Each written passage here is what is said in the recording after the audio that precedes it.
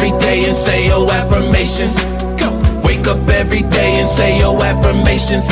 Go. Wake up every day and say your affirmations. Go. Wake up every day and say your affirmations. Go. Happiness and kindness is a choice. Make up. I say. Somebody liked it already. I guess who that is. Oh, thank you, Sarah. Is everybody posted? We'll start in just a few. Let me go ahead and pin this real quick. Oh yeah, here we go. Okay. Yep. All right. We got a couple people in the room. Thank you. We're gonna go ahead and get started. My name is God Level. This is things that people don't want to talk about. I am back this week. I had to take care of some business last week. God Level problems. Thank you, John. I caught that. I was like, oh, that was cute. I was watching from behind the scenes as much as I could. My job has been requiring a lot more of my time here in the past week. I am a unit manager on the trach vent unit. I am a nurse, and my census is up. It is completely up. But we'll get into that at a different date. This is things that people don't want to talk about. Tonight's topic is mastering the ego, part 2. I learned a lot with you all last week. Before we move forward, again, my name is God Level. I am a nurse. I am an entrepreneur. I have a podcast. I'm a mother. I am everything good. John, you want to go ahead and represent yourself? This is John Skywalker, the Slide Talker, lyricist, spoken word artist, martial artist, lover of life, student of psychology, personal trainer, and father. And if you love hip-hop artists such as Common, Lupe Fiasco, Mickey Fax, Yasin Bey, you should stream my latest album, Lightbenders, available on all streaming platforms now. Also, I will be releasing a new album this month titled The Law of Affirmations. All y'all got to do is type in John Skywalker on your music streaming device and be blessed and receive. Salute. King Newborn, you want to go ahead and represent yourself? Peace. This King Newborn. You can follow me on all social media and platforms at Newborn Everything. And as always, I am. Oh my God. Diamond, you want to go ahead and represent yourself? Hetepu Nebu. I am Sabah Diamond, now the owner of a new company called the Abode of Osar, Institute of Personal Excellence. Look forward to that. It's dropping in 2023. So just be looking for that. And it's going to give you'll find out more about it. Just keep following me. I will be building a page and let you know more about that. Other than that, spiritual science teacher and father of 4, beloved father of 4. And I am in service of you. So just know that and act accordingly. Ashe. Before we get started, my brothers last week did a wonderful job. I gotta just shout them out real quick. They did a wonderful job. Again, I was watching from the background because I was at work, so I didn't get a chance to see everything until as the week went on. That I would put it on and I would watch it and I would listen. Y'all did a wonderful job. Thank you. Wonderful. Thank you. My brother, number 2, Dion, made a clarification on God Level. I'm sorry, King Newborn. You know I can't help myself sometimes. King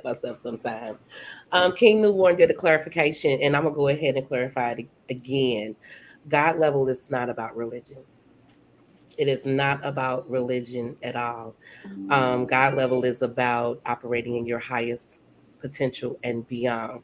If you look at the GL, the G is backwards. The G is backwards because it represents us as a people looking back to see where we come from so we know how to move forward. And we're going back. That's called Sankofa. Oh, well, thank you. we're looking back past the last 400 or 500 years. Our history is rich, and it does not start as a slave. So I'm gonna just leave it there. All right. This is Mastering Your Ego Part 2. Who wants to go first? Let's get back into definitions and just kind of re-examining, reviewing, just kind of covering everything back over again before we expand a little bit more, and then perhaps suggest some strategies for taming, managing, transcending the ego. However, we're going to decide collectively how we should be negotiating, dealing with, or experiencing the ego. Right. So definitions, what y'all got? Oh, I'm learning. I'm a student today. Well, I'm you a brought it up. student You today. have to come with it. You can't bring it up and put it on somebody else. Yes, that is that's true. For me, ego is me reminding myself what I am capable of doing, my accomplishments. I thought about this today, Mhm. and I've been thinking about it all week about ego. It's for me, it's just reminding myself who I am. And yes, sometimes we all can have an unhealthy ego, but having a healthy ego, for me, it's just reminding myself of my accomplishments. Mm. That's it. Staying humble, not thinking that I am above anyone or better than anyone. Mm. Yeah, that's when you walk around thinking you're better than that. It's a term they call pride before the fall. Yeah. So no, I don't go around thinking I'm better than anyone. I just continue to try to better myself every day. I make mistakes. I fall, and I pick myself back up and keep going. But yeah, I thought about that today. For me, it's just reminding myself of what I am capable of doing. That's it. I say. Well, I like to say that there's another aspect of it, and this is a definition I want to give. And this is some things we alluded to last week, but we didn't really harp on. But there's um, a situation called egocentrism. Ooh, yep. Egocentrism. Let me read you that definition. Egocentrism is the inability to differentiate between self and other. More specifically, it is the inability to accurately assume or understand any perspective other than one's own. Mhm. Egocentrism is found across the lifespan. So in infancy, early Mhm. childhood, adolescence, and adulthood. So we even see, of course, kids, they come right out showing uh, a level of egocentrism, Mhm. just with you know, if you a kid just wants what they want.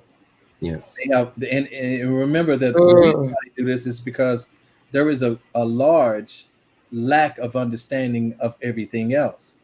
And I Mhm. remember me too, as a kid.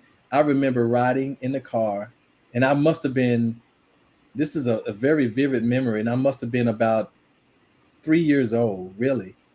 And I remember riding in the car, sitting on somebody's lap. I think it might have been my mother's lap. We was riding in somebody's car in the back seat, and I remember looking out the window, and I saw we were coming by this bridge, and I just know I wanted to be on that bridge, and I was like, I want to be up there.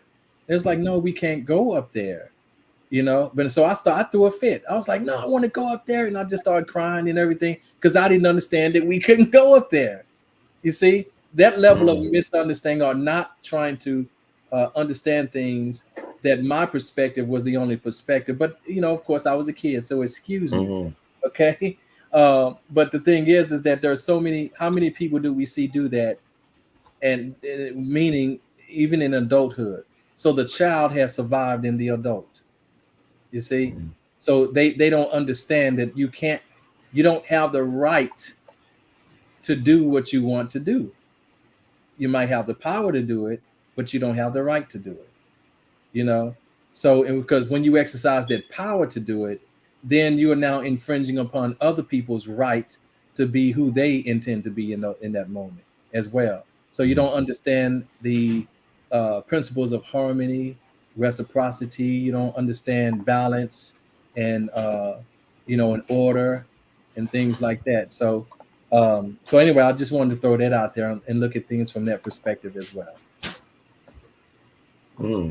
It's a very interesting point about the development of the ego as well, right? So we're talking about the self, right? Especially in infancy, right? So there's the self-centered principle that's in operation. But then as we develop, we're interacting with objects, we're interacting with our environment, and the ego is developing along with it, right? So even as we develop, there becomes like we get access to other faculties of the self, right? So our reasoning ability improves. And ego, from the psychoanalytic perspective, the ego is in charge of regulating our drives, our instincts as it relates to the world, right? So we're trying to satisfy our needs. Remember, we're in our infancy, we have desires, and we're trying to get them satisfied. So we're operating from a self-centered principle. And then as we grow, as we evolve, we become conscious of our environment, and we learn how to regulate our environment as it relates to our needs and our drives and our instincts, right? So the reasoning comes into play, and our morality comes into play. And all of these are different facets in order for us to operate, right?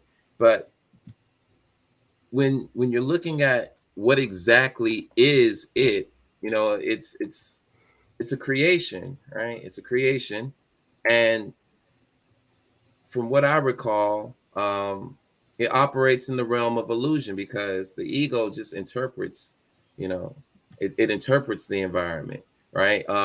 As Saba had explained in his previous course, there's the noumenal world and the phenomenal world.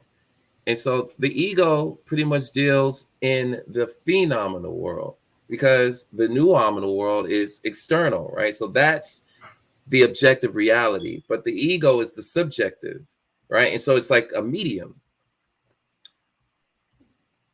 We're talking about software in a sense, because this is just a part of the self. So we're talking about software, and we're kind of creating this software. How do we interpret events? How do we get our needs met? How do we relate to the objects in our environment? How do we relate to the people in our environment? How do we survive? How do we thrive? If it's dealing primarily with instincts, right? Of course, there are other faculties that come through it as well, but if it's dealing primarily with instincts, just thinking from an infant level, then it really deals with like the lower aspects of who we are, who we truly are. It deals with the lower aspects. I'm not sure, this is just me being honest, I'm not sure if we can really equate the ego with anything permanent. I don't think we can equate it with it being permanent, since it's dealing with energies and elusive phenomenon, So I'm gonna stop right there. I was gonna keep going, but I'm gonna stop right there. Well, I like that.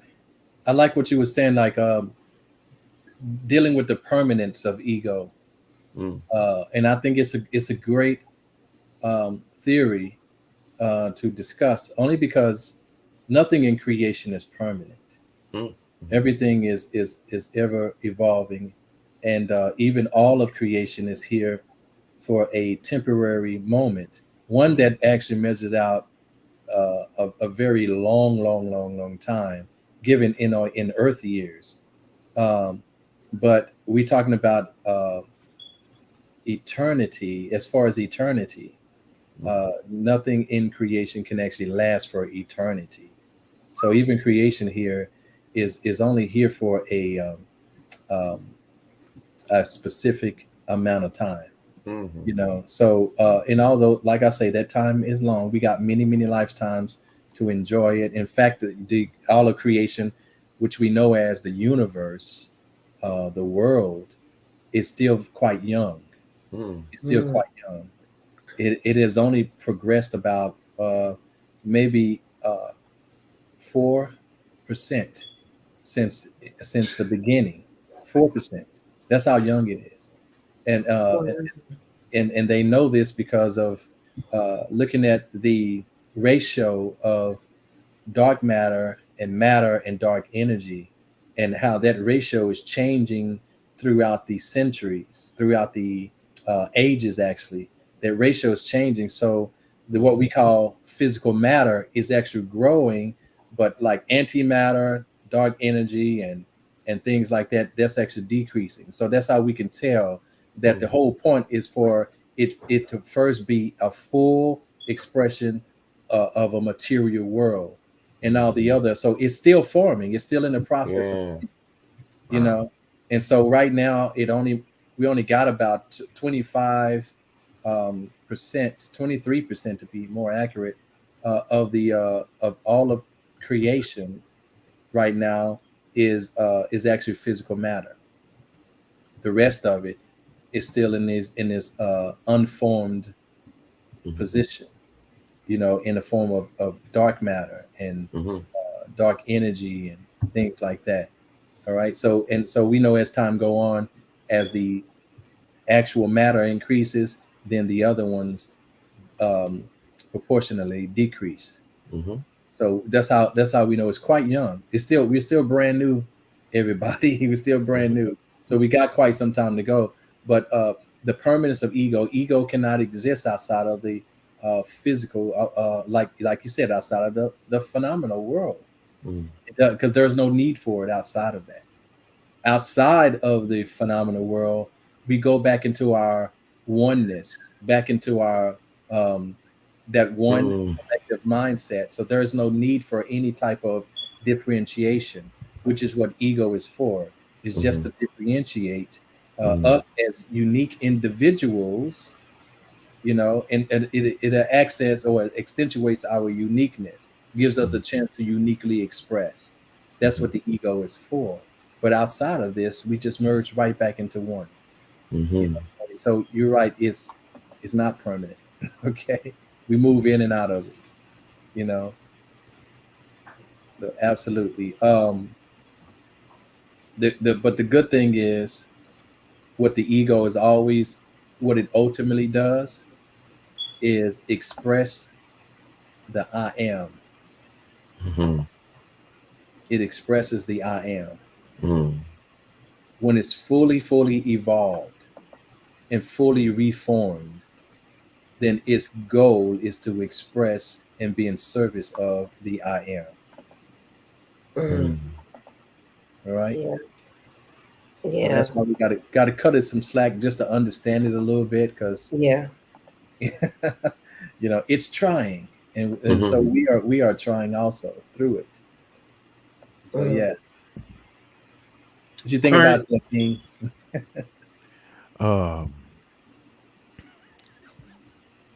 That was smooth. That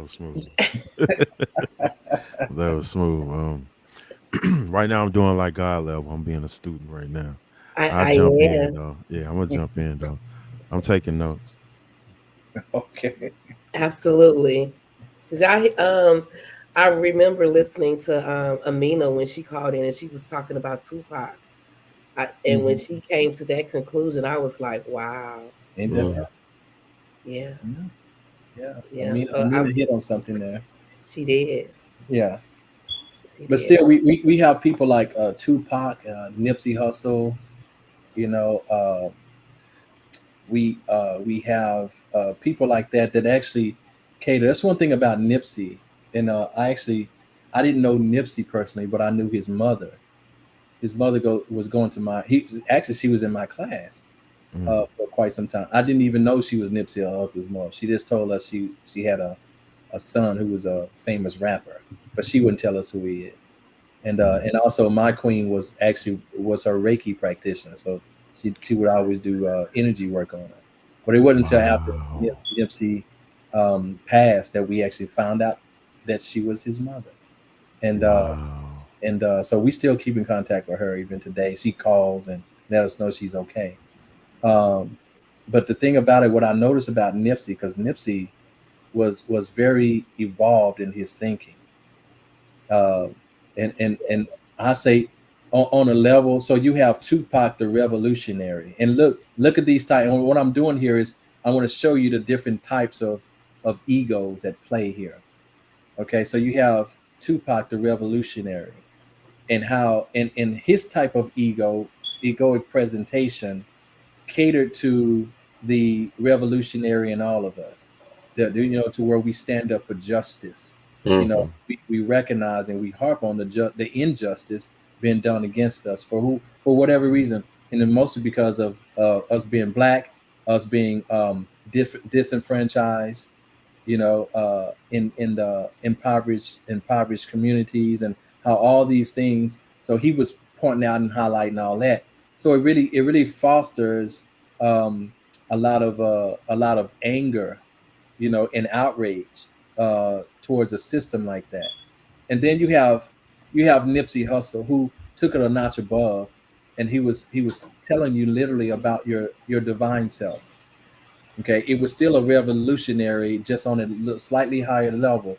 But what I love about these two is that they were evolved enough to be leaders, but they wasn't so high above everybody else to where they couldn't reach the people that needs to be reached. You see, they were able to reach everyone that they needed to reach. They did work. I couldn't have done the work that they were doing because I'm speaking way too high. I didn't, you know, but and not saying that I knew more than them. No, they knew just the same, but they knew how to connect, with people in a way that I didn't, because I'm not a gangster. I'm not somebody who lives that street Mm. life and things like that. I've gotten away from all that. In fact, I was running from it since I was a kid, you know, uh, trying to transcend it because I didn't like it, you know. But they're the ones that the buffer between, me and the people. Then you have the Nipseys and Tupacs there in between who can actually reach them with the same message. So that's a good thing. So that's another thing that ego can actually do for us. It allows us to connect with the egos of others and likeness, Mm. and so it serves as a vessel of inspiration as well. So it's not a bad thing, and I like this. So you see, Plain James. Can we still call you J Love? Is that okay? Yeah. Is that okay? Right. Uh, so you see J Love's A comment. big ego is an arrogant person. Arrogant person. I can see that. And Well, with well, but what do we mean now? Now we're talking subjective. What is um a big ego? Like, what is that? an Because I don't think, inflated ego. huh? An Inflated. Okay, inflated inflated ego. ego. Mhm. When you have someone that's constantly getting what they want, um, no matter what it is, they could walk around with a big head. They can, until they come up against a challenge. I'm just speaking upon a person that I've met who's always gotten what they want, but when they didn't get their way, they acted like a little child. That sounds like egocentrism to me, There doesn't you it? go. There you go. It's exactly what that is. They didn't get what you know, And their perspective was the only one that mattered because they wanted to get what they wanted. that's it. That's Mhm. it. That's it. But Absolutely. they're so used to getting what they want. They have that Mm-hmm. inflated ego, like, oh yeah, I'm gonna get this. I'm gonna do this. No. Mm-hmm. Yeah. Now it's because it's different. And again, this is the problem with enabling people's conditions, their mental conditions, when you enable them and don't make people work, make them earn what it is they want, because they're gonna have a whole different attitude. Because even if they always get what they want, but they had to earn it rather than somebody giving it to them, they're gonna have a whole different attitude. That's still humbling. That's a humbling process. Mm. They have to work at getting it. But then your ego is still a humbled ego. You still got an ego, but it's a humbled ego, and it's one that understands. There's understanding in that in that way, to where we see that now. I had to work hard for what I got, and I'm going to appreciate it. I'm going to cherish it, but I'm also going to be more patient with those who are also in the process of trying to get what they want. You know what I'm saying? So it causes you to look at others and have more understanding and empathy towards others. That's still the ego can still present like that. You see, it can still present like that. So so big ego, inflated ego, that all equates to egocentrism. Yes, yeah. Mhm. With that term, even in itself, there's the suggestion that an inflated ego, really, it's in relation to something, right? It's in relation to something. So when we're saying, oh, he's got a big ego, she's got a big ego, we're talking about someone who has a grandiose sense of importance, right? Yes. So this is someone who exaggerates their talents, their possessions, their accomplishments, Yes. anything, their ideas. They exaggerate them more than what their actual reality or their actual real experiences. So they're inflating, they're puffing themselves up, right? And so it's elusive in that sense. These are folks that also they're constantly hungry for attention, adoration, recognition. They're gonna embellish in their unlimited successes. They're gonna be they're gonna look at themselves as perfect, and also in relation, because these are inflated egos. Yes. This is them constantly comparing themselves to others. So in order for them to be big, elusively big, oftentimes they have to diminish the egos of others. They have to make their achievements, their accomplishments, their talents, their abilities, who they are. They got to shrink them down. Yeah. And it's sort of, and they use that as fuel for their own ego, right? So these are also people who always have to be right, because being right is pleasurable, right? This is you're so big you can't see beyond your own desires. You can't see beyond your own needs, right? That's how big you are as an ego. It's as a result of being so big and so puffed up with self-importance that you lack compassion and empathy for others, because your uniqueness is so well highlighted that anybody else who's unique, you don't empathize with them. So they could be telling you their story, their accomplishments, who they are, what they represent. Big ego is going to be like, oh, okay, yeah, whatever. They're going to be dismissive of it, right? And even the compassion, the lacking in compassion. If it's all about your self-interest, unless you being interested in others benefits you, I mean, we're talking about a little bit of narcissism here, right? So big ego is basically saying, I will help you as much as it's going to help me. So there's false compassion, where it's like, okay, I'll create the illusion of compassion. Oh yeah, let me help you out, right? For the sake of personal gain. This kind act, this generous deed is going to be good for my ego, right? In the sense of, it's going to make me look this good to everybody else. If I do this for them, I'll take, so when we're talking big ego, we're talking about this very important person, right? And it's not like, if you were to test their importance in reality, it doesn't measure up to how it's being sold. So hence inflation, when the value of something is more than what is, actually appraised. Yeah. Like, oh, John, I can sing. Or John, hey, nobody can dance like me, bro. Nobody can dance like me. And then that be so real to you that if anybody even tried, you would attack them. You would hurt them. Oh, yeah. Gotta be right. Can't be wrong. Big egos can't be wrong now. They can't be wrong. I'm the best.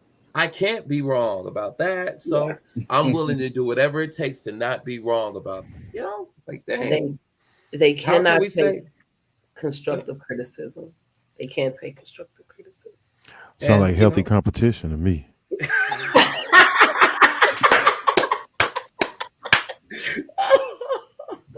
You know what? I'm gonna just fall back and That was listen. a nice punch. That was a nice punch. That was. That's a nice punch.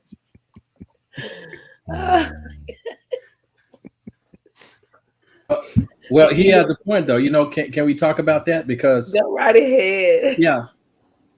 Well, again, we can't escape we can't escape ego.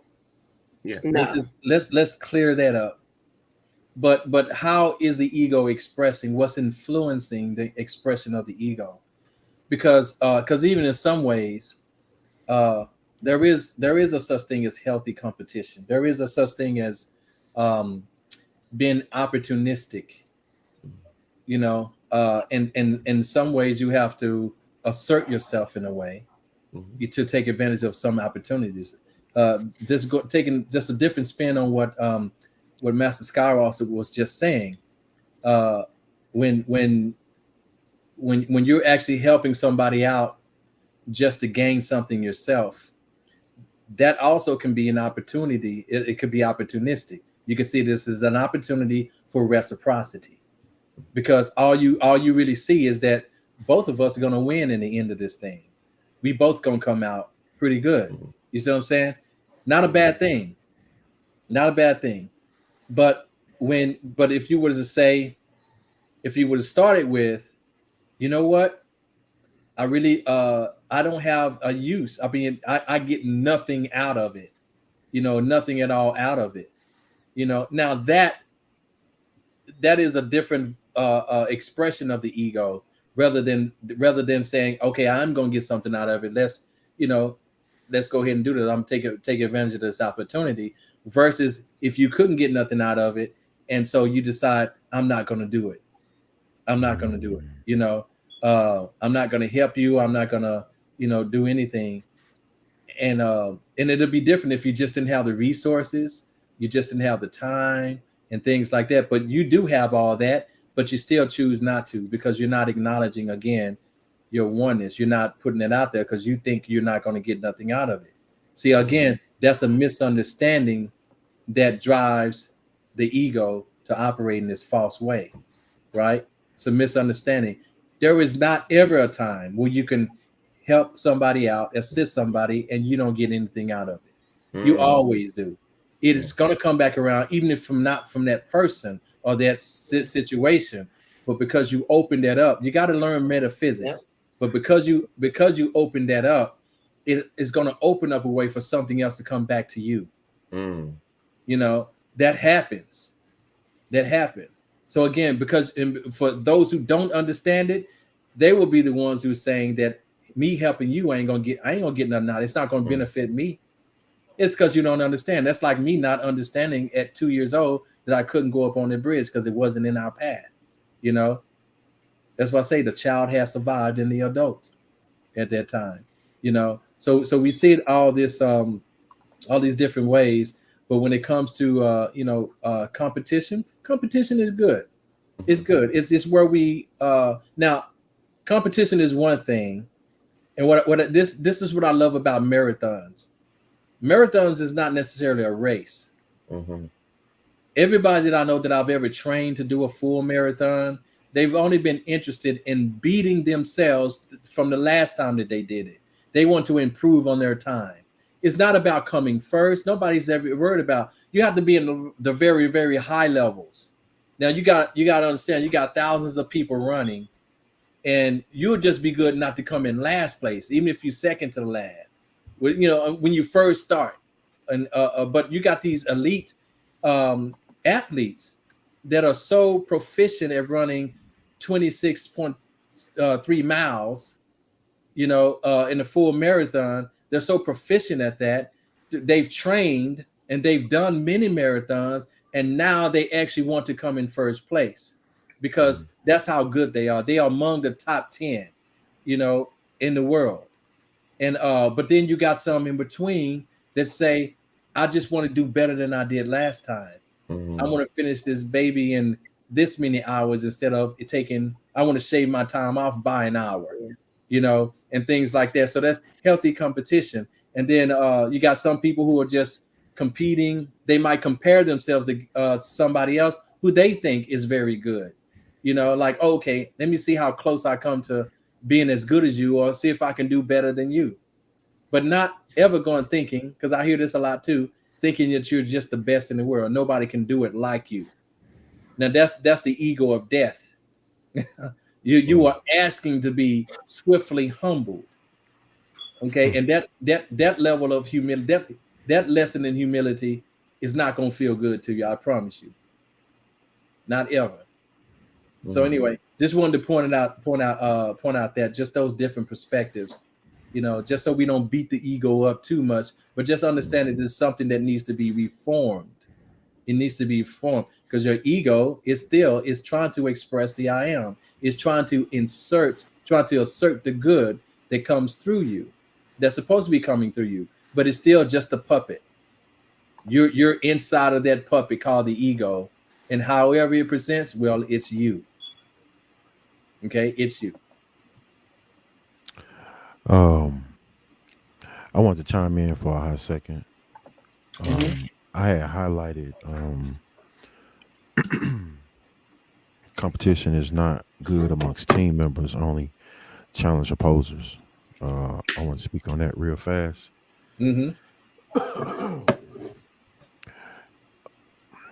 This is not no shot at Ms. J Love at all. I'm pointing out that healthy competition is amongst teammates all the time. Reason being, if I see you not performing at your highest level, it is my job to say something, especially if I care about you and I care about the team. I'm supposed to do that. Yeah. Right, accountability. Also, this is something that we don't hold each other to the highest esteem in business, relationships, and in family.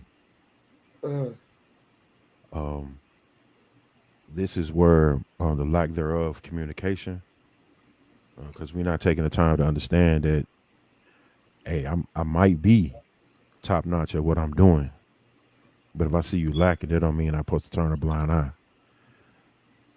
That means I'm supposed to actually practice humility within my conversation to you to help you understand we don't move like this. We don't move like this at all. So I need you to step it up. And if the information I'm sharing wants to be challenged, there's a skit that's floating around on YouTube and Instagram with Kobe Bryant.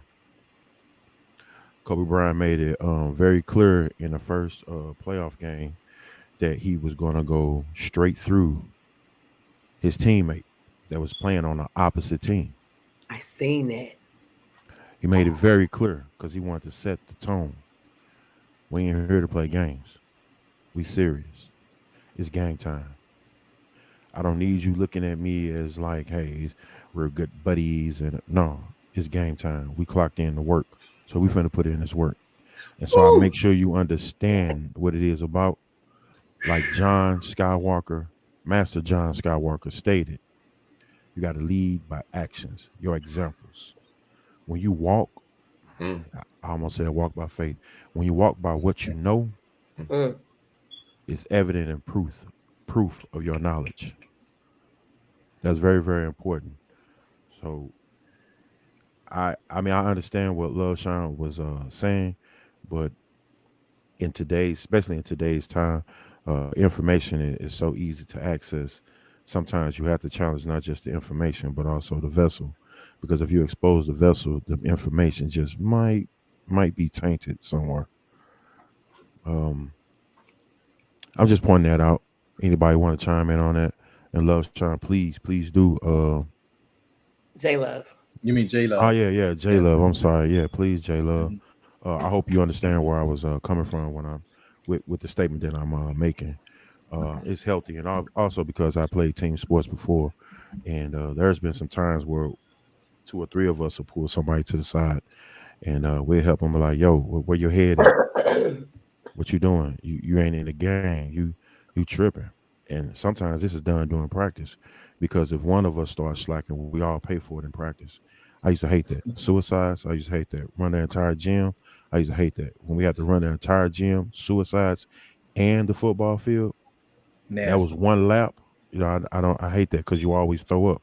There was nothing you could Nasty. do about that. Yeah, I used to hate that. So if that means I got to get in your chest, then that's what I'm gonna do. Like, yo, I'm not running suicides tomorrow, because the Yeah. coach's suicides is way different Hmm. than regular suicides just so we can run a play. No, I'm Oh good no, on that. no, it's Yeah, I'm different. good on that.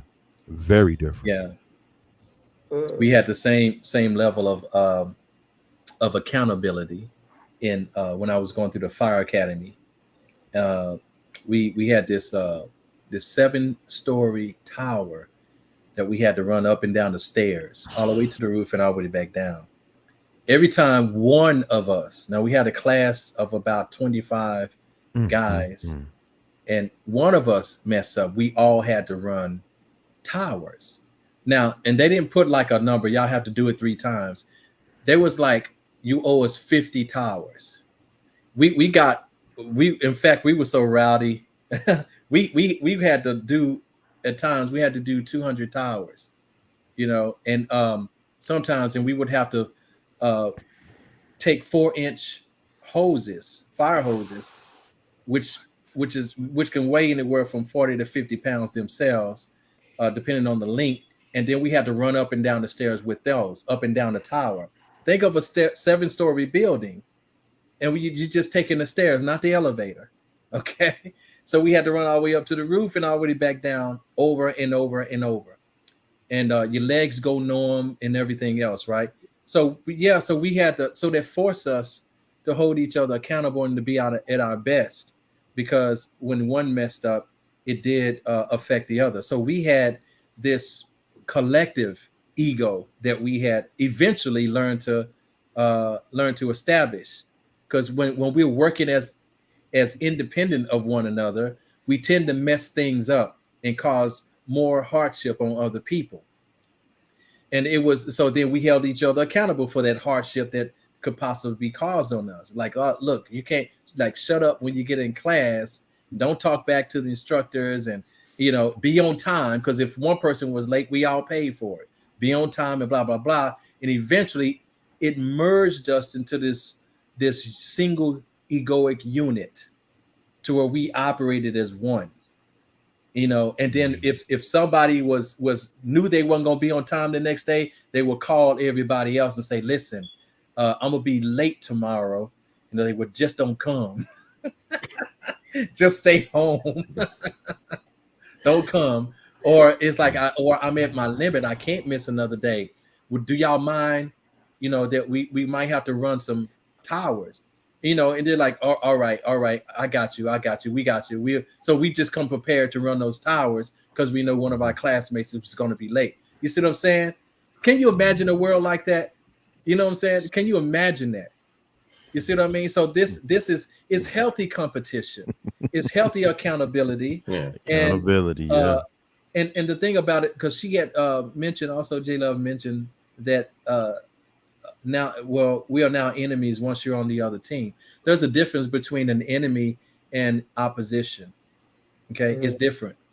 Okay, when you have an opponent, your opponent is not necessarily your enemy. Yep. All right, it's an opponent, because people trade teams all the time, right? So when you're on the Lakers and you play against the Celtics, and then you might get traded to the Celtics, so they cannot be your enemies. But they recognize just in good sportsmanship. Now, in true war, you can never go to the other team unless by way of a POW. You'll be a prisoner of war, and they're gonna treat you bad because of who you are. But if you go from the Lakers to the Celtics, they're gonna be embraced as an equal team member. You see, so that's just an opponent. And they understand that in the sportsmanship, this is just, they understand, oh, look, I saw you when you played for the Lakers. So, I'm glad to have you on this team. But they're not going to be like, I saw you how you fought for Korea. We'll be glad to have you on the American team. That's not gonna happen. See, those are enemies, because they have a cause that they never flee from. They have a shared cause. So America's fighting for American country, and Korea is fighting for Korea. Then they can never ever be embraced by one another.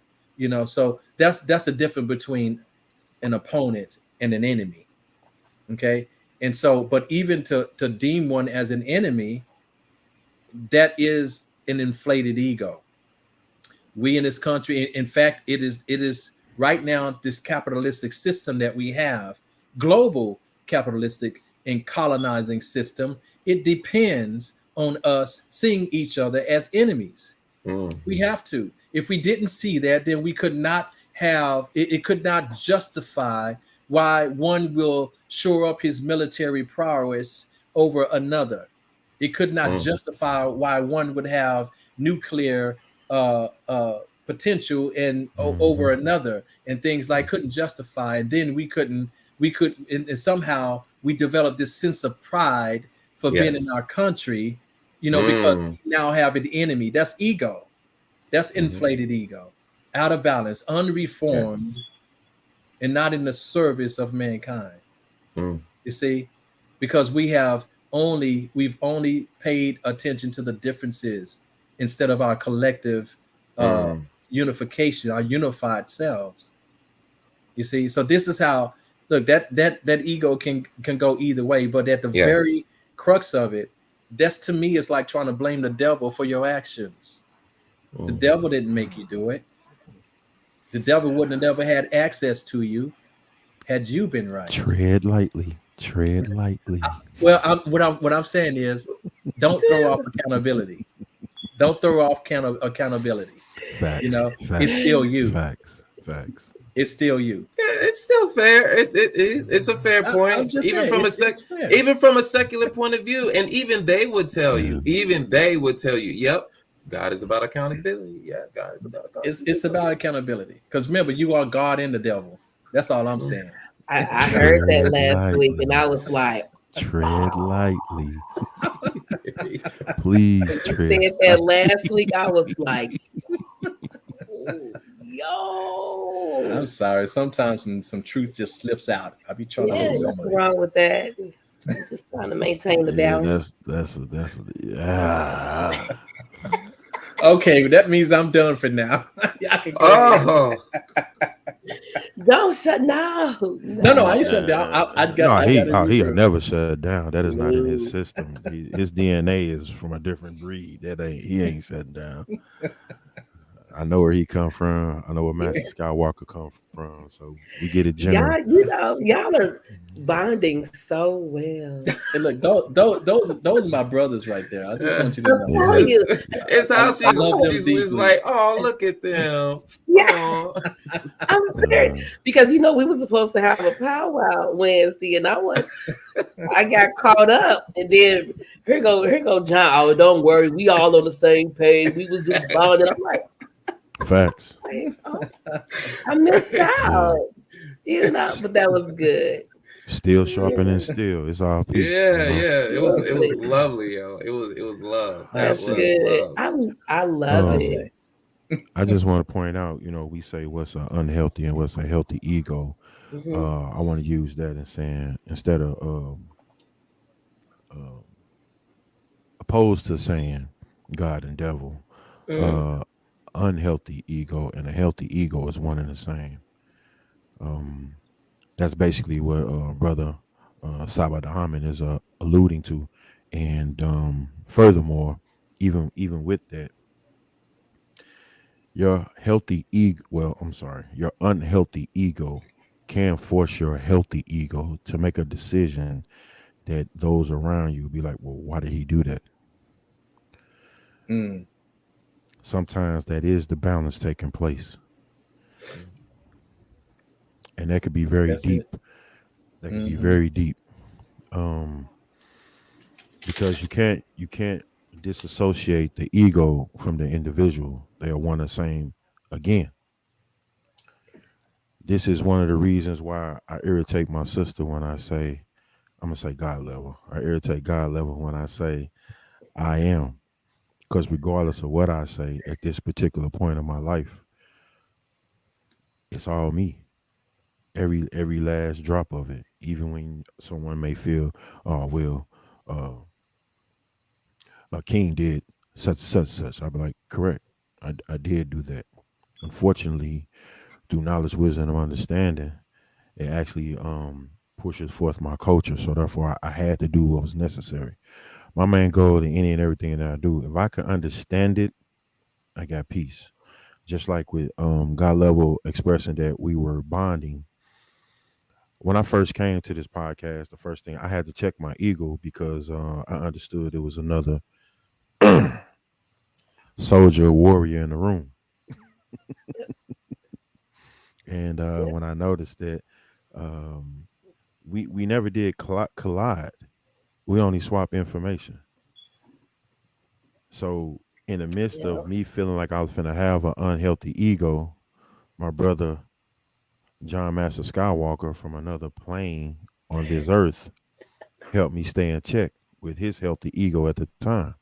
And all he did was deliver a message. And I am very grateful of that, sir, because even after that show, I said, you can ask my sister, like when we go places, you can ask God level, when we go places and we out and about, there's only two things that happen. One, I'm either challenged, or two, I'm acknowledged. Yes. That's it. There's no in between. No. There's no beat around the bush. We finna play with him. None of that. Because you don't know which ego may arrive. So it's good balance, man. And again, I'm appreciative of this podcast, God level. I really am. Because we do talk about a lot of things that is necessary for our community. Like just talking about the ego period. I'm pretty sure it's somebody within a relationship right now feel that no matter what's going on, I'm right, I'm right, I'm right, I'm right, I'm right, I'm right. Mm-hmm. And could be totally wrong. And the reason why I say you could be totally wrong is two perspectives in that relationship. So you can't make it seem as if your ego is bigger than theirs. Matter of fact, that's the perfect time to like, well, I ain't gonna say dummy down, but let me stand off for a second and hear what's actually being said. Because sometimes we could be so headstrong with our ego, we're not even hearing the message that's being said because of the person that we're looking at. And that could be very, very hurtful. Very, very hurtful. It could be damaging to what could be a successful relationship that can build into something that's be much, much, much greater later. Um, Another thing I want to add to with your unhealthy ego, healthy ego, um, be very aware of the words that come out of your mouth. Mm. I say that to say we tend to ask for a lot of things, knowingly and unknowingly, but not once have we checked ourselves to make sure that we are worthy of receiving it. Well, This this not no shot at nobody. This is just saying. Well, actually, it's a shot at myself. I've done this Mm. over time in the past years, which again have brought me to where I am right now, and I'm still working on me. We tend to ask for particular things, and sometimes the things that are brought to us is exactly what we need. I'm gonna say it again because somebody probably missed that. We tend to ask for things. Sometimes it's given to us, but since we can't recognize it in the form, fashion, or manner that we want it to be in, we can't recognize it. mm-hmm. We can't Yes. recognize it. And once again, guess where that leads to? Your ego. Mm-hmm. Because you feel like you so special. Mm, And when mm, you open your mouth and you say, blah, blah, blah, blah, blah, blah is what I want, then whoever it is that you may serve, pray to, they give you exactly what you asked for. Mhm. It may be outdated, but it's exactly what you asked for. But now all of a sudden you got a problem because it ain't blue, it's turquoise. You got an attitude. You're angry. You're mad. Now you're back asking again, Mm. and you get more. Here's the issue: the more you ask of, the more you're required to give of yourself and be of service. So be careful what you're asking for. Please be careful what you're asking for. Take time to check your ego. Sometimes you might have to ask yourself, hold on. Is this really what I want? Is this really what I need? Because when you get it, you're held accountable. Mm. Mm-hmm. You're definitely held accountable. I did it before. I ended up in a car accident. I remember that. Go to my Facebook page if you think I'm lying. Yeah. I remember that. I continue to ask for answers to help me with my situation. Okay, one time. Okay, all right, yeah, but that ain't really how nah, I'm cool. I'm gonna do it my way. Again, my ego, unhealthy. Second time, I really ain't feeling that solution. It ain't about my feelings. You ask for an answer. Here's the answer. Mm. Third time, oh, you want to be hard headed. Here, sit in the hospital. I'm gonna let you think about it. Mm-hmm. Again, if you don't believe me, go to my Facebook page. Search through my pictures. You'll see a Impala SS white. You used to call it White Ghost. It's on fire. Yes. My foot was trapped up under the brake pedal, and it made me sit there as the car sat on fire until somebody came to my aid. Mentally, I was thinking, I need help. I didn't say it. I was thinking, I need help. 5 young men came to my aid. They helped pull me out the car because none of the doors were open. Window wasn't let down. Are we understanding what I'm saying? Yes, sir. This is serious. Now, here's the backspin on everything I'm saying right now. Here's where it gets real cute and tricky. When you ask, did you ask with purpose? Did you ask with true intent to do good with what you're about to receive?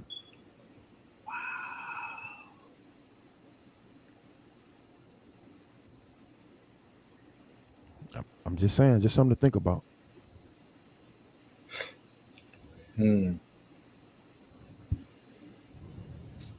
Love it, brother. Love it. You brought up a good aspect of it too. When you say checking your ego, what does that have to do with intention? Is that what you're really checking is your intention? Because the ego is just going to play out your intention. Mm-hmm. It expose you real quick. Real quick on it. Mm-hmm. Ashe. Oh, Yeah, you know where I'm hitting at. For those that are listening, might not call in and might not comment. When you ask for that car, ask for that job, ask for that house, you ask for that woman, for that person. Yeah. you ask for that man. Mm-hmm. Yeah. Do you really know what you're asking? Exactly. Do you really know what you're asking for? What type of woman did you ask for? What type of man did you ask for? Was you clear on what it is that you want? Was you clear? Exactly. But hey, while you're asking, make sure you say behind all of that, I am willing to be of service for the things I'm asking for. Are you? I'm just saying. I know I be quiet a lot. I sit back.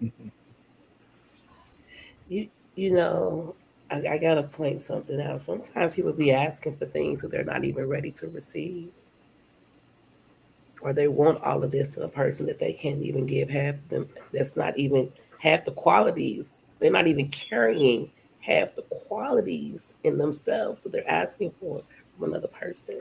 And I'm just leave it there. I'm just gonna leave it there. Well, that's just like having. I was going to say just like having a asking for a Veyron Bugatti. Those cars. Woo! Base price $1.2 million. Yeah. Yes. Yeah.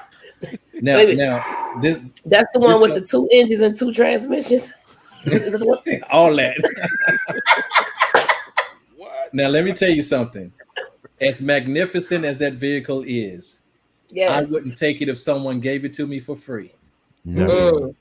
Let me tell you why. And this is just alluding to what God level just said. Because see, I can't afford, even if it's free, I cannot afford that car. Yeah. That car has a $300,000 yearly maintenance price tag on it. I can't Mhm. afford that. Yeah. You see, so sometimes we want things that we don't even qualify for. We don't have the Yes. resources to even take care of. You see what I'm saying? So I'm smart enough to know, even if somebody gave me that car for free, I would not accept it because I can't afford it even for free. You see? Mhm. So sometimes Can you ask- maintain it? That's it. Can you maintain it? Do you Yeah, have I'ma the give it to resources you, maintain it? but can you maintain it? Mhm. there it is. Exactly. Yeah, and you know what, John, Master Skywalker, I think we talked about this, but we don't even understand how deep our connection is to the one, whatever that source is, whatever it is. Mhm. You already been promised. Everything is already. It's already. It depends on when you decide to be in alignment with what it is that you really want and what you're trying to do with your life. Say that. Seriously. Say that. Mhm. But you can't skip over the fact to be of service for whatever it is you receive. I said this before, off air. You, man, you. I'm However glad you life got that started, microphone. however life started, like okay, however life started, whatever made it transpire.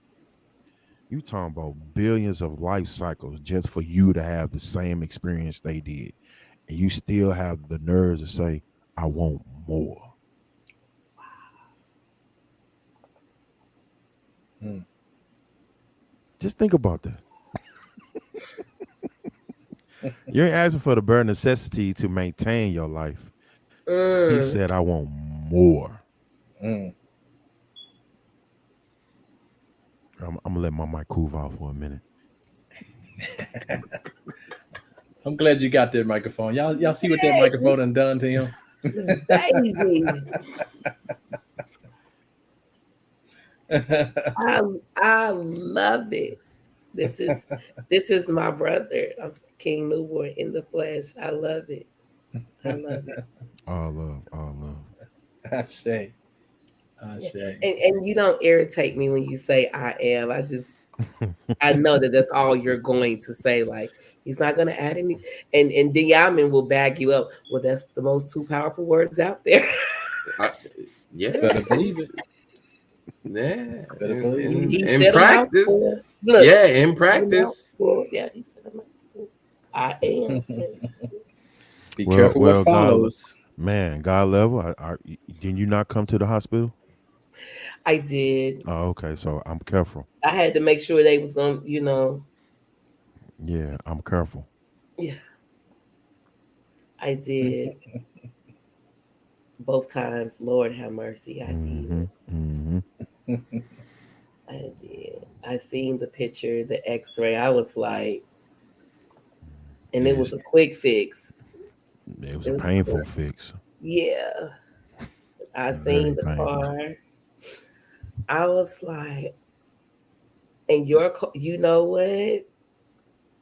Your car accident came right after mine. Yep. Gotta be careful what you ask for, people. Check your ego. Yeah, and that was the last time I ever drank like that outside the home. I was like, no. I'll share that later on in life. I will share that later on in life. I love this question right here, John. I really do. How do we heal, restore, tame the ego? What are we supposed to do with this ego? You know, all the literature that's out there, the books, self-help books, the articles, the vlogs. Ego is bad.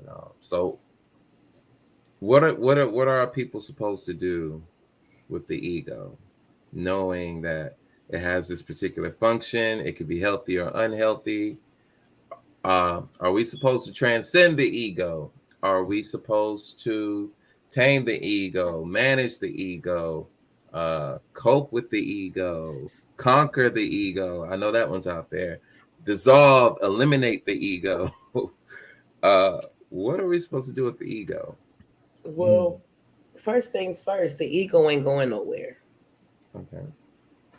It's not going anywhere. When it comes to, you said conquering, it's like being self-aware of who you are. I know what I want to say. I'm just trying to say it. Egos can be it's a good and a bad thing if it runs unchecked. Mhm. I have an unhealthy ego. I don't think that I'm better than anyone. My ego is there to remind me who I am and what I can accomplish. I'm not, it doesn't influence me to put people down. That's take advantage, use, manipulate, lie, deceit, none of that. You know, it's there to remind me who I am. That's it. So, question: how do you heal, restore? And we're also, I mean, just to Need to not be conflate aware. anything, we are still talking about a sense of self, all right? Because if I am an individual, if John is an individual, right? We're talking about a sense of self. So, does John have a healthy sense of self? Do I have a toxic sense of self? Do I have a diminished self-concept? What is my self-concept? Right now, we're not saying ego and confidence are the same thing. Confidence is part of it, but we're just asking about the sense of self. I already know what you're saying. What? J Love. J Love, sweetheart. Let John finish. Let John finish. Do you see that, John? Okay. Let John finish. Yeah. So, you know, if we could replace the word ego, I don't want us to get caught up with the, you know, semantics, but if we just replace the word ego with sense of self, I like that. That's good. That might kind of help us understand what we're dealing with. Okay. All right. And let me offer this scenario. Y'all just kind of follow me on this. Just to say you found this distorted piece of shining metal, and you shine it up the best way you can, and you look at your reflection in it, and it's still distorted. You know, you kind of got big feet, small knees, average size shoulders, and your elbows are distorted. All right. You get the picture. So, it looks like a sim game. Wait a minute. Listen. What video game is this? This is Grand Theft Auto. If I say follow me on this, right? Okay. Just follow me on this. Okay, follow. So with it, of course, you don't like that image.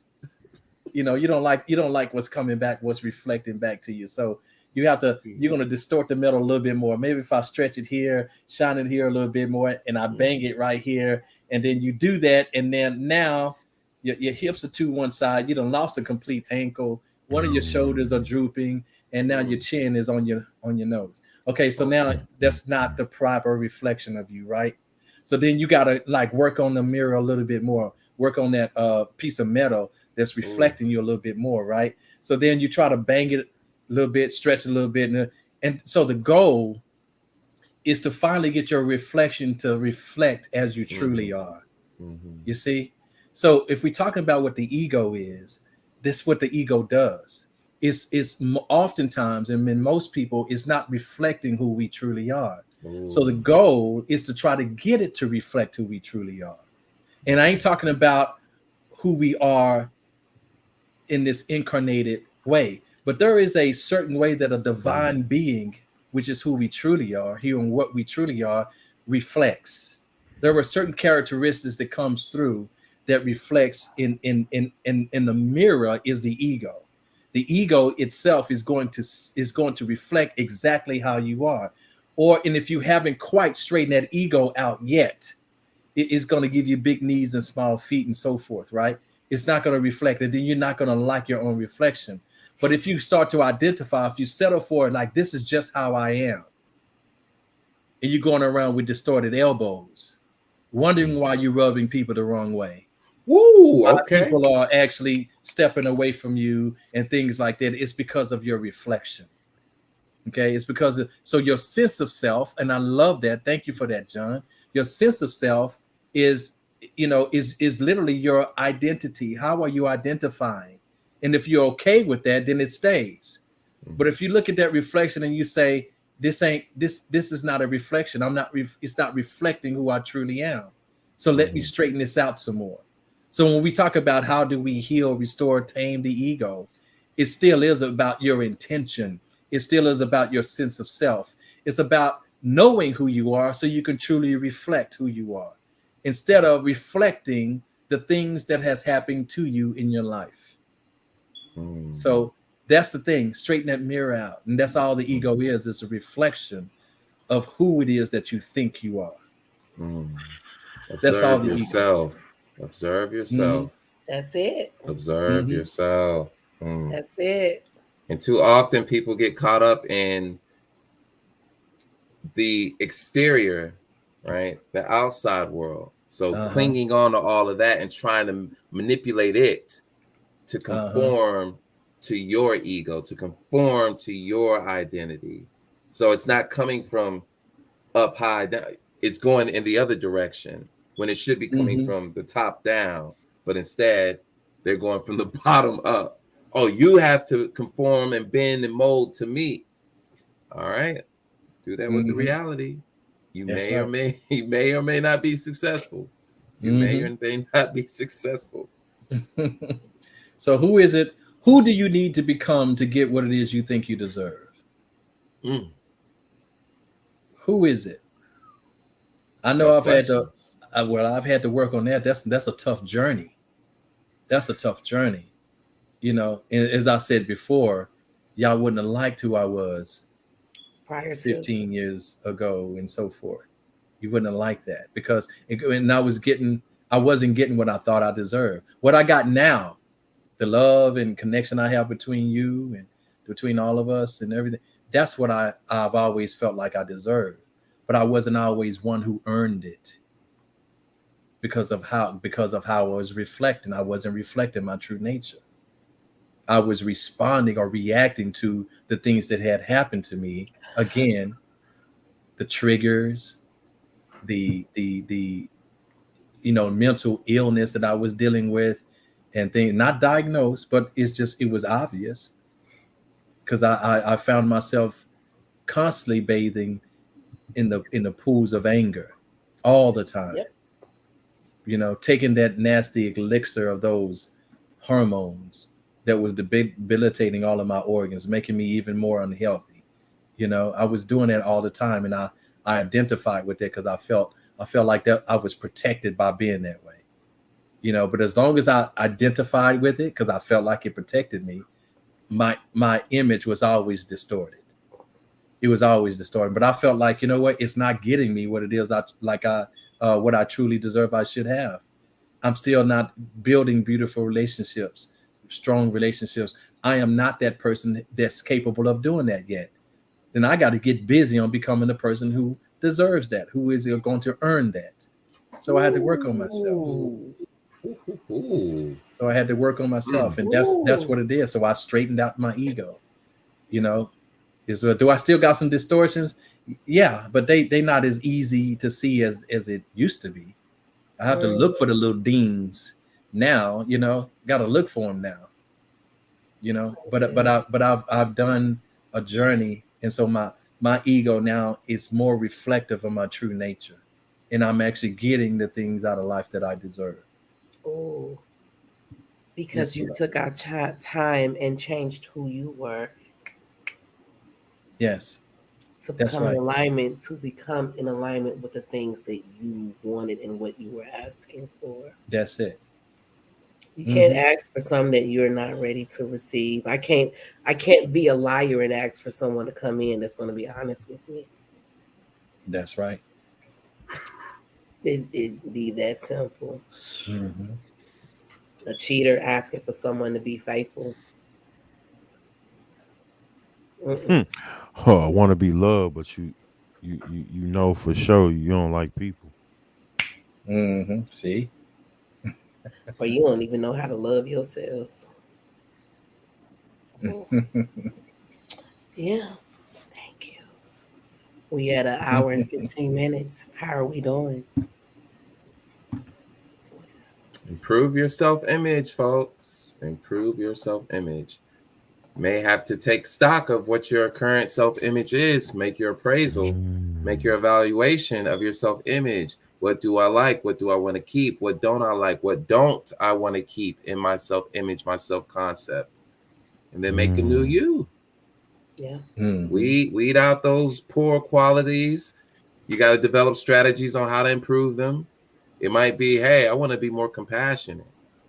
You're really just coloring your mind in a sense, right? I want to be more compassionate. I Yes. want to have a healthier social life. I want to be the life of the party. Okay. What does that look like? What does But the life of the party look like? And this is where imagination comes in, and then a little bit of science, sprinkle a little bit of science in there, because you're going to have to emulate some new behaviors, some new activities. You're going to have to adorn yourself with some different interests, right? So we're talking about, making the new you so that you can summon forth the reality that you seek. And your ego is the reality principle. So, That's it. hey, did we do That's it? it. Did we make it? Yeah, we did it. All right. So, what are some ways that we can get there? Start with mindfulness first. Mindfulness is going to be a staple in this podcast. It's the You want to foundation. explain? Yeah, explain what that is. What So, mindfulness is. yeah, so it's the foundational step in becoming self-aware, right? Hmm. You're self-monitoring, you're observing your thoughts, you're especially paying attention to the negative ones. You're paying attention to your emotions. You're just observing yourself. You're observing your inner life. Now, mindfulness can also be expanded to your environment, your surroundings, right? Maybe like there's a form of mindfulness called grounding, for example, where, okay, if you suffer from anxiety, maybe even flashbacks, right? And you see yourself slipping out of your reality, you start to do things like I'm touching the lamp, I'm touching the desk, I smell perfume in the air, the wall is blue, right? You're being mindful of your environment to distract you from a flashback, right? But it could also work in terms of observing what is going on in the moment. If you are, let's say, for example, a traditionally angry person, traditionally you're a depressed person, right? Now, this isn't a cure-all per se, but observing what is going on and taking stock of your current situation, meaning you're not in the past and you're not in the future. You are in the present, observing your thoughts and your feelings by taking That's right. stock of that. And then saying, who am I? As of this moment, who am I? In this moment, who am I? And what is this moment asking of me? Maybe you're dealing with your children. Maybe you're dealing with your girlfriend and you guys are about to argue. Maybe you're about to you're on the side of the road and you see a homeless person. Whatever your situation is, you're asking yourself, who am I as of this moment?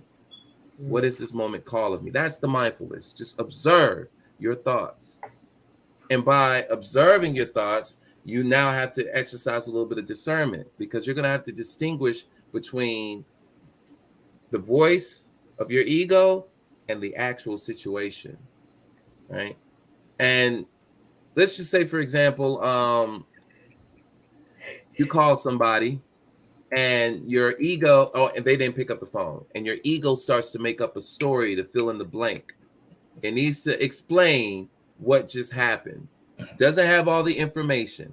The voice of your ego is going to make up a story about that situation instead of accepting the situation exactly as it is, right? Being aware of just that voice. So we got mindfulness. Being aware of that voice and saying, oh, that's my ego talking. That's not the data. That's the ego talking. This is my interpretation telling me what's going on with this situation, right? So letting go of the limiting narratives that you impose on yourself. What are the stories that you tell yourself that limit your greatness, that limit your light, that makes you smaller than you truly are? What are those stories? You gotta be aware of them, because they playing all the time, right? So if you're trying to change that, you got to be aware of them, distinguish, oh, that's the voice of my ego telling me this story, and then you have to challenge it. Hence, ultimately, we are bringing in your awareness so that you can see the difference between your voice and the reality of a situation. And by that observation and making that discernment, that distinction, right, you can take the necessary course of action. But the one important step that I forgot through all of this is you got to have the blueprint first. Mm-hmm. You got to have the image already. Like, that's got to be first. You can do all this stuff and weeding it out. I mean, all you're really doing is just deprogramming, and that's cool too. But you got to replace it with something. Gotcha. Once you take out what you don't want in your software, in your system, you have to install something new. You have to replace it.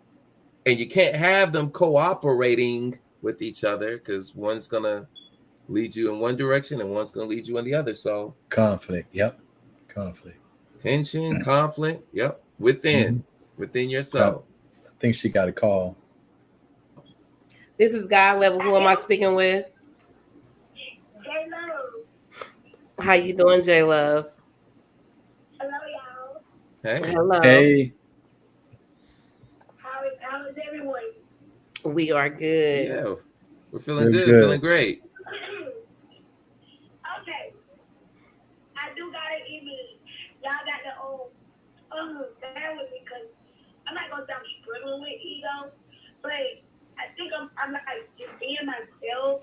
Kind of like I need to work on speaking my mouth, because it's like what comes up comes out. Have you ever heard that situation? Like Mm-hmm.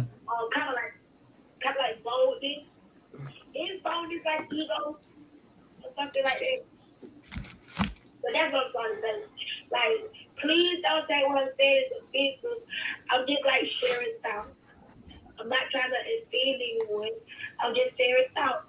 Just like what I just said, something about polygamy. I'm saying I brought that up because I'm interested in a polygamy relationship. And I'm thinking, hey, is that like having a big ego or stuff like that? So it's to me, it's not outside the box. I'm just thinking, like, is that just having a big ego? Is that okay? And all of that. You know what I'm saying? Is that understood? I understand it. But we wouldn't associate that with big ego unless there's like a certain attitude surrounding it. Yeah. But just polygamy in and of itself, the experience of polygamy, it's more so, what is the attitude? What are the thoughts, the beliefs? Like, if this is just a relationship that is providing the ego with all the needs, and the ego is returning some favors, some needs, satisfaction, and all that, then, I mean, you got harmony right there. I was thinking more like harmony. I was thinking of more like harmony. Because, like, if it's done right, polygamy could be a beautiful thing.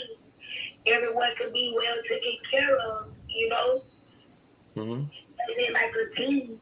Because I could be wrong, but I have seen, like, throughout my dating life and stuff like that, sometimes you end up sharing your partner voluntary or involuntary. You know what I mean?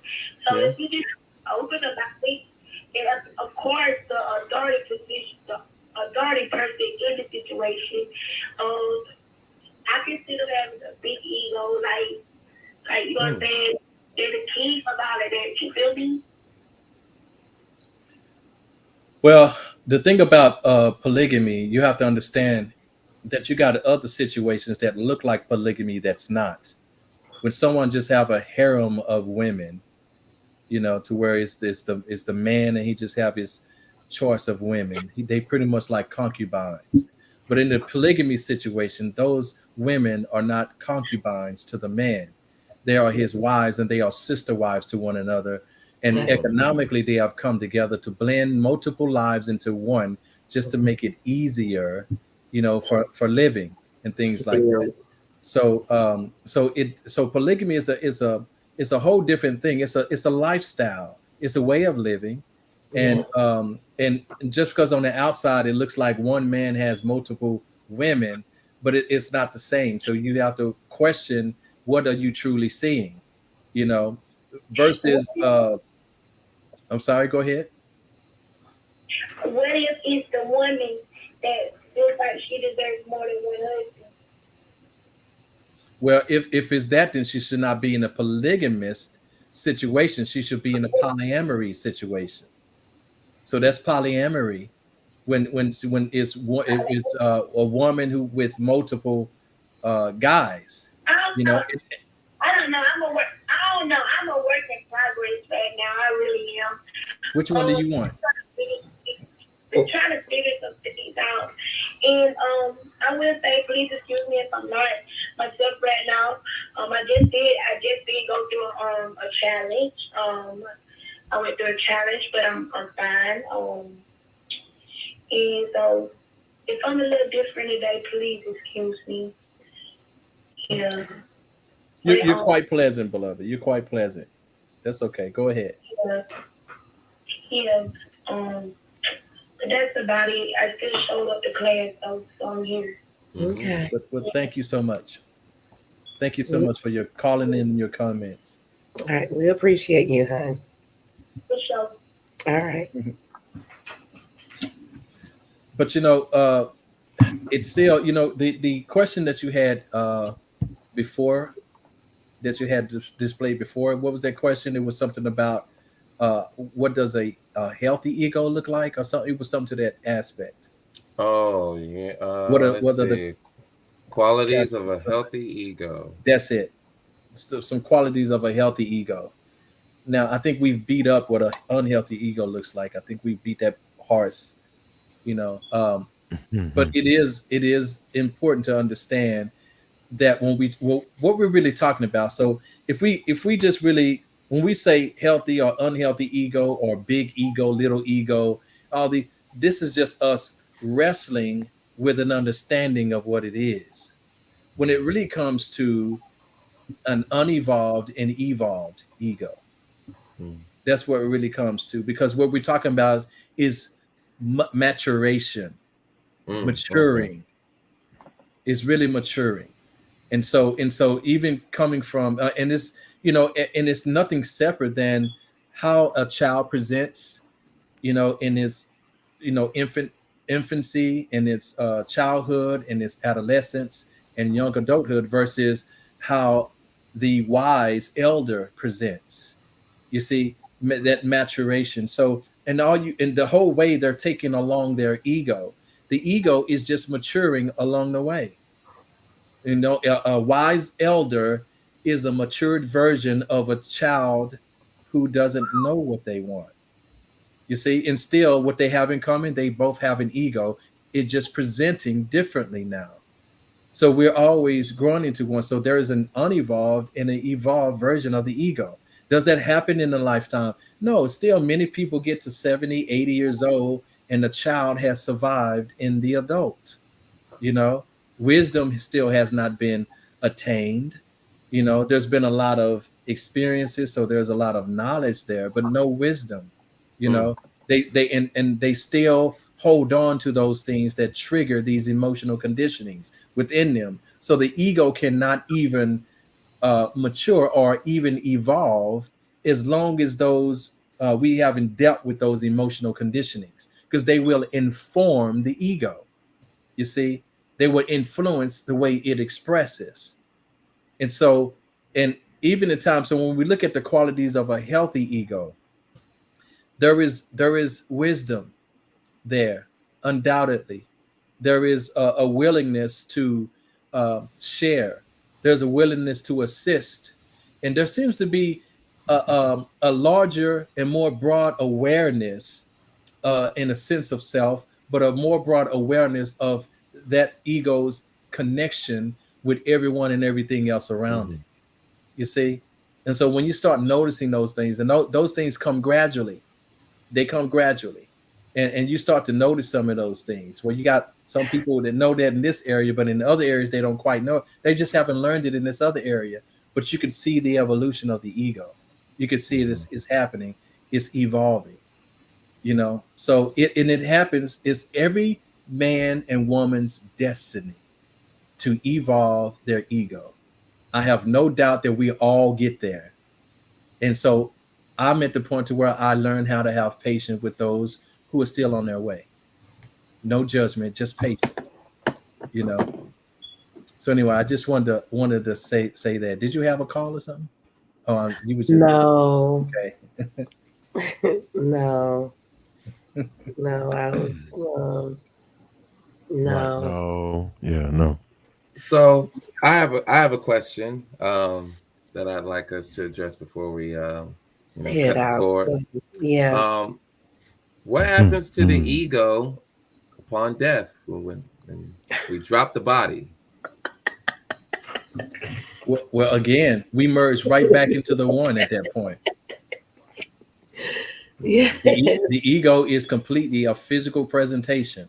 Once you are no longer physically presenting, in other words, you have removed yourself from your incarnation, then the ego goes along with it. It dies as well. Well, remember now, but here's the thing, that the essence of the ego, how you present it, that's still lodged in the heart.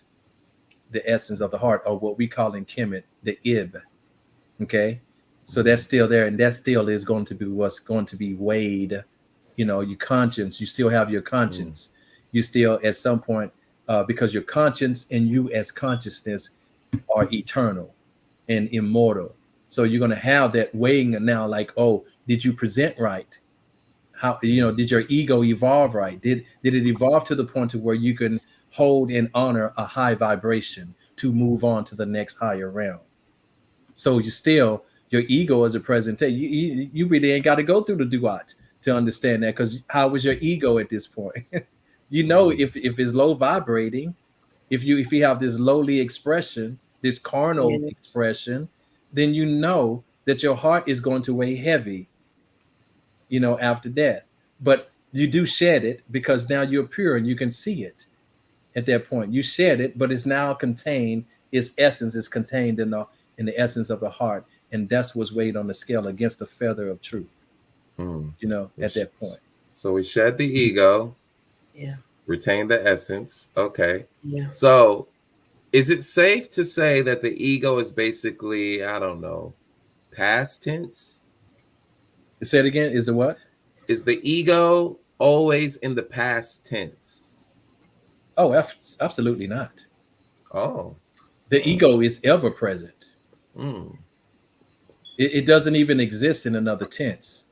It's ever present. It's ever present. So always look at yourself now. You know, what my current ego is doing is assessing my past, the way it presented in the past, and making sure that it doesn't look anything like it. Okay. So I'm trying to make sure that I'm not presenting that way. So now that's my mirror. When I look back at that, am I still reflecting that form of ego? And I hope not, because I can admit that it didn't present well and in a balanced way at that time. You know, so it's ever present. You know, once the last millisecond has passed, that form of your ego is no longer in existence. Only the one that is now, that is always now. And that's it. So you should always be coming forth Shall always be coming for. Yes. And in the minds of others, right? So let's just say memories of who I am, right? So John dies in 2086, and all who have known him,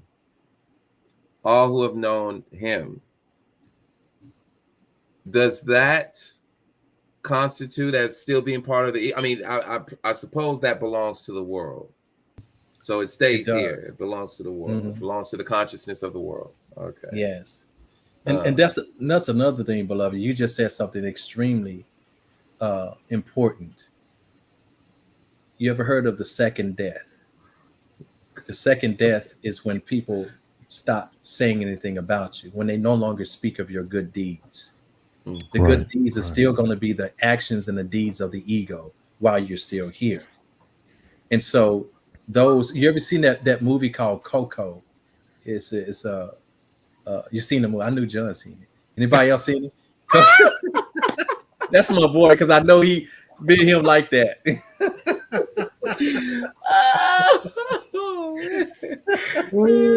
But I knew it. But as you can see, you remember the essence of that movie. That movie talks about the essence of what I'm speaking of. There was a guy who couldn't cross that bridge because nobody had his picture in the world of the living. Nobody had his picture up. Nobody spoke of him anymore. And they stopped speaking of him because of his bad deeds, or what they thought was his bad deeds. And so what it is, somebody else has stole his deeds, and they have stole his song and all this other kind of stuff, and made themselves look of something that they were not. But when they found that out, then the tables turned. But that's kind of like what it is. Make sure that whatever you're doing, that you're leaving a good impression, an impression that's conversation worthy. When you leave this plane, make sure make sure you got good deeds that people can speak of. Because when we build altars to our ancestors, to those who have passed, we are feeding that essence, and we're borrowing from that. Like I remember everything that my mom was good at. She was good at decorating for the holidays and things like that. She was good at loving, showing, and just spread. So I call on her for those things, and I don't even speak of the things that were not so good about her. But she left enough for me to have a conversation about. Enough good things for me to have a conversation about, and that was the presentation of her ego while she was here. So does it matter even after you're gone? Of course it does, because people will keep that part of you alive if it's worth keeping alive. Right. They will speak of your good deeds. So that's a great question. Great question.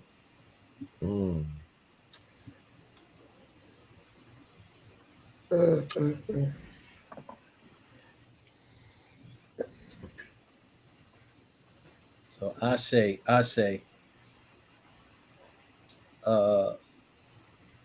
everybody was kind of quiet today, weren't they?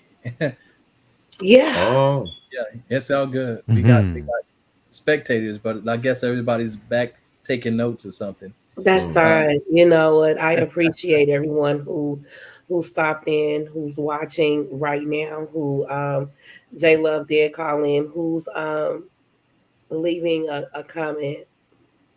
I appreciate all of you.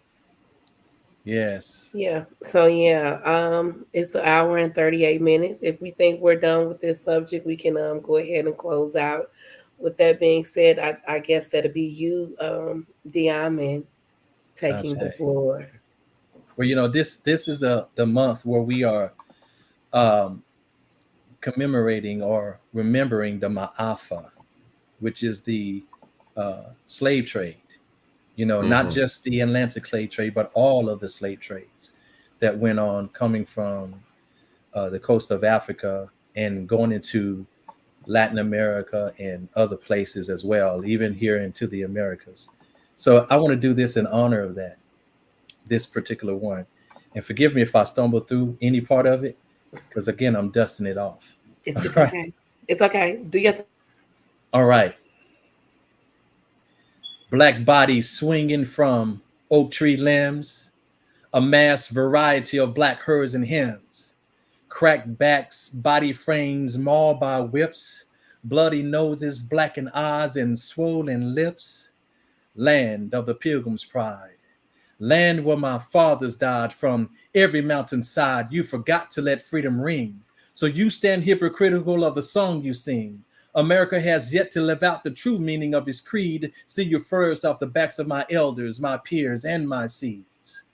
My country, 'tis not of me, sweet land of liberty. When will that I see? My fathers died because of pilgrim's pride and his implements of genocide. So say, can you see by the dawn's early light my raped mothers and sisters who never saw the last gleaming of the twilight? So of thee I would never sing until there's true equality and harmony in place of the oppression you bring.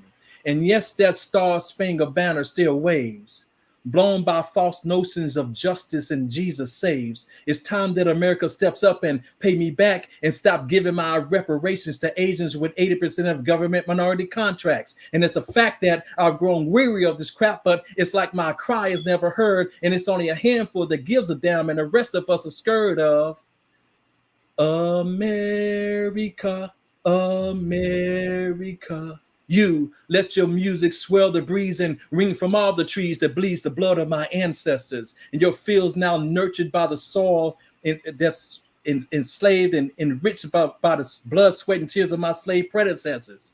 And unsurpassed by smallpox, cancer, and AIDS. The carcinogenic words and malevolent actions of this nation have created more graves. Metastatic processes made felt these malignant anthems that became tumors in this bad hand we were dealt.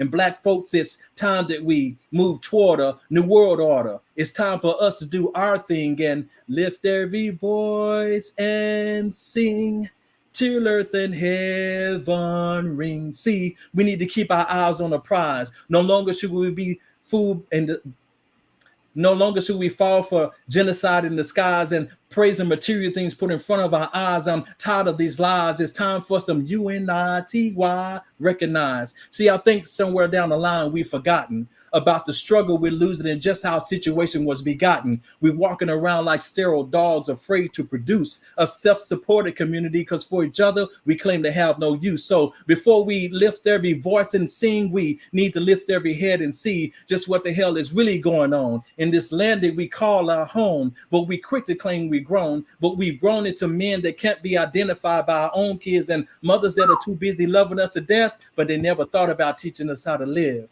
Children of greatness, unappreciated and hated, and sitting on death row waiting to be annihilated. We can't escape it, but not without self-identity. Listen to me, because once you catch this, you'll be sending kisses to me.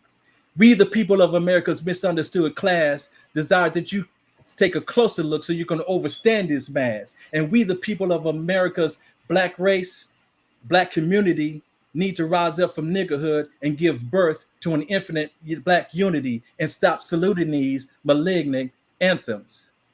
Uncle Justin Ed.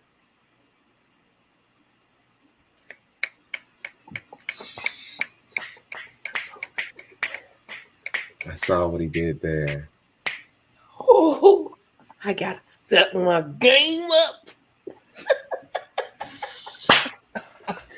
I gotta step my game up. Is it me next Sunday? Got you. Did you used to be a part?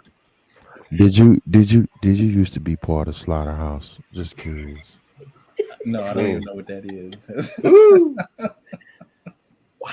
I don't even know what that is. You need to look up Slaughterhouse. Like seriously. Okay. Yeah, You threw so much. Oh my God. But how he weaved the song in there. Yeah, come on man, now. And that one was called Malignant Anthem. Them tears. I got to go back and just make a took clip. us on a serious history trip there. You know that, right? Yes, he did. Yes, he did. Thank you. I'm glad you all enjoyed it. He did. Yes. Thank you. Man. Okay. I see you, Diami. I see you. I heard you. What you mean? I heard you. I say. Thank you, beloveds. Thank you. Thank you. Man. Thank you. This is God level. Things Much we really love. Much love. I want to thank everyone for watching tonight, commenting. Thank you, J Love, for calling in. Thank you, Diamond, for sending us off. That was greatness right there. John, Brother King Newborn, y'all got anything y'all want to say? I'm good. We will see y'all back here next week. Hechepu.